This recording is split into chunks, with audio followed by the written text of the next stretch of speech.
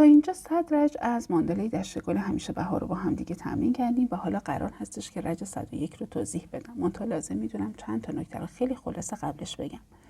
یکی این که دوستان عزیزی که تازه با باغ هنر آشنا شدید، میتونید از زیر همین ویدیو با زدن دکمه سابسکرایب عضو کانال باغ هنر بشید و با زدن اون علامت زنگ کناریش یوتیوب جدیدترین آموزش‌های این کانال رو به شما پیشنهاد میده. و مطلب بعدی این که عزیزانی که میان و میپرسن که ابتدای این ماندالا کجاست، آموزش اول یا آموزش قسمت دوم کجاست، دوستان از صفحه اصلی کانال وارد بخش فهرست های پخش بشید، اونجا وارد بخش ماندالا بافی بشید و میتونید ویدیوهای مربوطه رو پیدا کنید. و مطلب بعدی این که حتما باید اینجا توضیح بدم این هستش که رج 101 که من الان میخوام شروعش بکنم از رج هایی هستش که توی چند مرحله بافته میشه و ما قرار هستش که این رج رو توی 7 مرحله کامل کنیم. اما برای بافتن رج اول ببینید من میام اینجا یک حلقه جادویی میزنم. داخل حلقه جادویی 3 تا دونه زنجیره میزنم که در حکم یک پایه بلند هستش و بعد شروع میکنم به بافتن بقیه پایه ها. دوستان غیر از 3 تا زنجیره اول 15 تا پایه میبافم تا برسم به انتهای این مرحله از آموزش. خب من پایه بلندامو بافتم، حلقم رو فیکس کردم و ابتدا و انتهای نخ رو به هم متصل کردم. ببینید الان اینجا 16 تا پایه دارم که 15 تاشو پایه بلند بافتم، 3 تاش هم زنجیره اولیه هستش.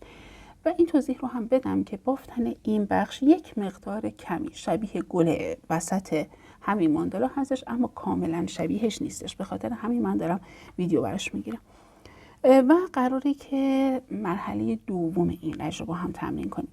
دوستان توی مرحله دوم پایه هایی که میبافم پایه بلند برجسته از پشت هستش. حلقه میزنم روی قلاب، میام ببینید از پشت قلاب، از پشت کارم میخوام قلاب رو میارم جلو، یک پایه رو انتخاب میکنم میبرم عقب و میبافمش. منتها چون میخوام که پایه بلند ببافم اول نخ میگیرم روی قلاب. ببینید این نخ کوتاه رو هم پشت کار با انگشتم ثابت کردم و یه پایه بلند برجسته از پشت میبافم. یه زنجیره میزنم، میام سراغ پایه بعدی و این کار رو تکرار میکنم. باز هم یک زنجیره میزنم، میام سراغ پایه بعدی. عین این بافت تکرار میشه. انتهای این بخش باز هم من 16 تا پایه بلند دارم و ببینید 16 تا هم از این حلقه ها برای بافت من تشکیل شده. خب انتهای مرحله دوم این رج همچین بافتی دارم. حالا من میام شروع میکنم به بافتن رج جدید. پایه هایی که باید ببافم پایه برجسته از رو هستش، پایه هم کوتاه هستش. این بار قبلش این نکته رو هم اضافه بکنم دوستان، من این گل رو برای این دارم توضیح میدم که توی طرح اصلی بود، اگر نه شما میتونید برای این بخش کار هر گلی رو که دوست دارید انتخاب بکنید. خب ببینید من میام اینجا چون این بار میخوام برجسته از رو ببافم دیگه، قلاب رو از زیر پایم رد میکنم، نخ میگیرم و پای کوتاه هم رو کامل میکنم. یه زنجیره وسطش میزنم، باز میام این بر یه پای کوتاه دیگه، باز ببینید یک زنجیره وسطش میزنم، میام عین این بافت رو تکرار میکنم تا انتهای این قسمت.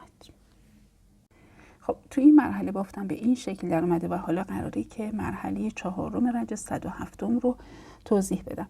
ببینید دوستان، برای این کار من میام از این قسمت ها استفاده میکنم، این فضاهای تک زنجیره‌ای که روی بخش زرد رنگ به وجود اومده.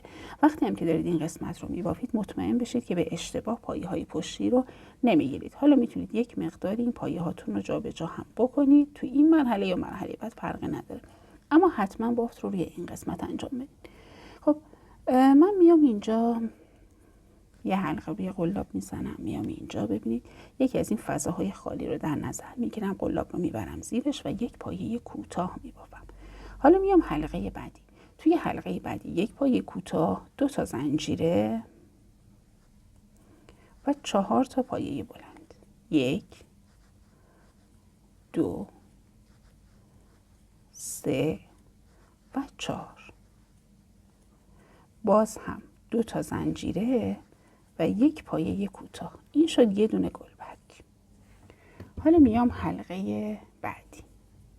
ببینید داخل حلقه بعدی فقط یک کوتاه و داخل حلقه بعدی یک کوتاه، 2 تا زنجیره، 4 تا بلند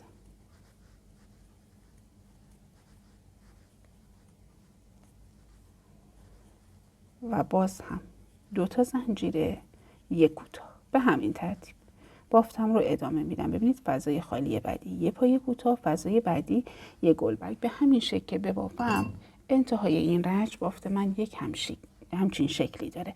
ما 4 تا از این گل احتیاج داریم و حتما هم ببینید این پایه ها رو یک مقدار، این پایه های زرد رنگ رو میکشم به مرکز گلم نزدیک میکنم که پشت بافت من یک همچین قسمتی باشه و بعد میام کارم رو توضیح میدم. پس 4 تا از این گل میبافیم. خب دوستان قرار هستش که مرحله 5 رج 101 رو با هم دیگه تمرین بکنیم. توی این قسمت من یه حلقه جادویی لازم دارم. 3 تا زنجیره میزنم به عنوان پایه اول و بعد میام یک تعدادی پایه بلند کنارش میبافم.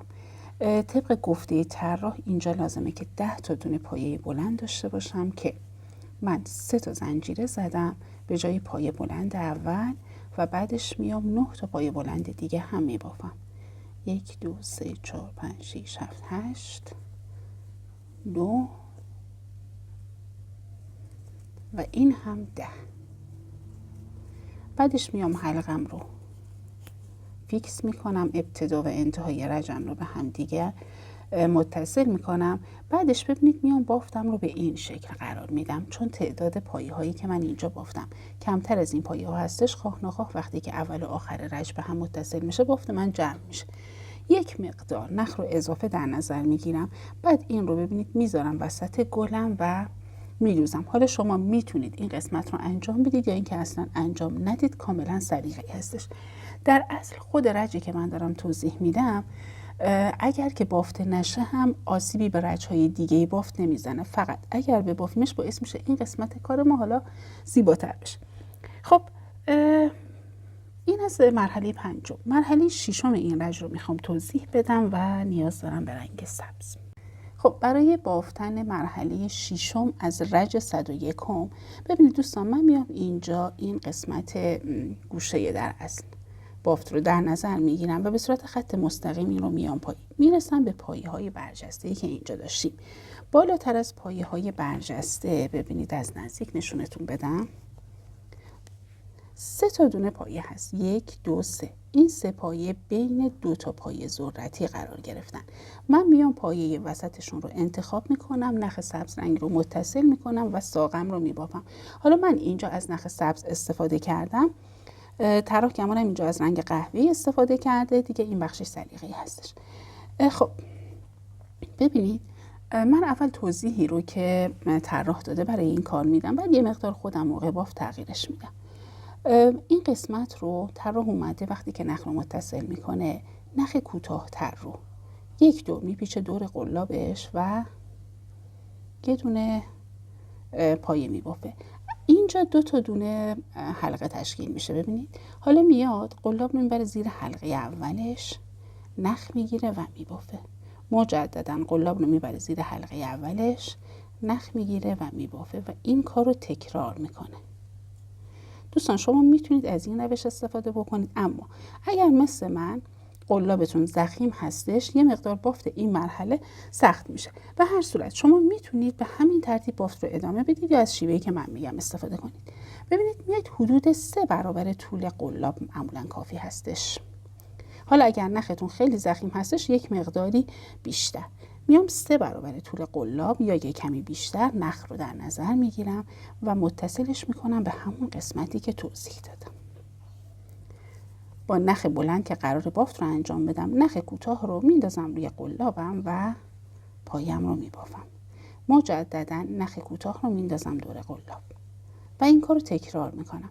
دوستان اینجا هدف این هستش که ساقه‌ای که ما میبافیم فقط زنجیره خالی نباشه، یک مقداری حالا برجسته باشه. و توی این مرحله احتمالاً باید 40 بار این حرکت رو ما انجام بدیم و این رو هم بگم که بسته به سفت یا شل بودن بافتتون، حالا این 40 تا میتونه 1 2 تا کمتر یا بیشتر باشه، هیچ اشکالی نداره. و وقتی که من این قسمت رو بافتم اجازه بدید نشونتون بدم، یک مقدار نخ رو اضافه میذارم و کاتش میکنم. بعد میام این گلم رو ببینید در نظر میگیرم، از قسمتی که اینجا یه سری حلقه داشتیم این ساقه رو رد میکنم و میام درست از نقطه روبروی این بخشم این ساقه رو رد میکنم به این شکل. و بعدش میام این قسمت، ببینید اینجای بافت من توی مرحله آخر من 3 تا دونه پایه ذرتی بافته بودم. پایه وسط رو در نظر میگیرم، از زیر این پایه این ساقه رو رد میکنم به این شکل و بعد میام پشت کارم. ببینید میام این قسمتی که نخم رو متصل کردم، پشت کارم باید دقیقاً به همین نقطه نخم رو متصل بکنم، یعنی میشه اینجا. فقط اگر مثل من بافت رو انجام دادید اینجا 2 تا نخ دارید دوستان، حواستون باشه که یک نخ شکافته نشه. حتما بعد از متصل کردن این بخش از نخ رو محکم بکنیدش. خب من میام نخ رو متصل میکنم، حالا تمیزکاری و محکم کردنش بمونه برای بعد. این قسمت روی کارو نشون بدم. طراح اومده یک همچین کاری رو انجام داده برای اینکه این گل در طول بافت ببینید حرکت بکنه. حالا اگر شما دوست داشتید که خب عین این کار رو انجام میدید، اگر دوست نداشتید که ساقه رو کوتاه‌تر میبافید، اصلا نیازی نیستش این بخش پشت رو انجام بدید و بعد گل رو ثابت میکنید روی بافتتون، یا حالا این گل رو یا هر گل دیگه رو که دوست دارید. و مرحله 7 این رج باقی مونده که میام توضیح میدم، اونم بافتن برگ هستش. خب برای بافتن مرحله 7 این رج من میام از یک رنگ سبز متفاوت استفاده میکنم. میام این 2 تا پایه‌ای که توی 2 طرف این ببینید پایه ساقه هستش رو در نظر میگیرم و قراره که روش برگ ببافم. الان قلاب رو میبرم زیر این پایه و نخم رو متصل میکنم و پایه هایی که قراره ببافم پایه چوب هستش، یعنی پایه 4 تایی و من به جای پایه اول لازم هستش که 6 تا میخوام 6 تا زنجیره بزنم. خب این زنجیره اول، دوم، سوم، 4، 5 و 6. این شد پایه اول. میام همین قسمت پایه های بعدی رو میبافم. فقط دقت بکنید که موقع بافتن پایه دیگه قلاب رو از این سمت داخل نکنید دوستان، اینجا این برگتون پیچ میخوره، از این سمت باید ببافیم. خب گفتم که پایه هم چوب یا 4 تایی هستش، پس 1، 2، 3 و 4. 4 بار نخ میگیرم روی قلاب، وارد این فضا میشم، مجدد نخ میگیرم و 2 تا 1، 2 تا 1، 2 تا 1، 2 تا 1. مرحله پایانی رو نمی بافم، اجازه میدم که پایم نیمه کاره باقی بمونه و این کار رو تکرار میکنم. باز هم می بافمشون تا مرحله آخر و باز هم تکرار.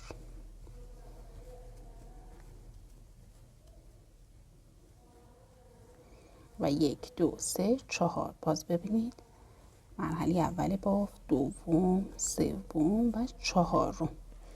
مرحله پایانی رو نمی بافم تا این مرحله. وقتی که تعداد پایه هم شدش 5 تا پایه، ببینید یکیش که زنجیره است، 4 تا پایه هم بافتم، نخ میگیرم روی قلاب و همه اینها رو با هم دیگه یکی میکنم و بعدش 1، 2، 3، 4، 5 و 6 تا زنجیره میزنم، یه مقدار نخ رو اضافه میذارم و کاتش میکنم.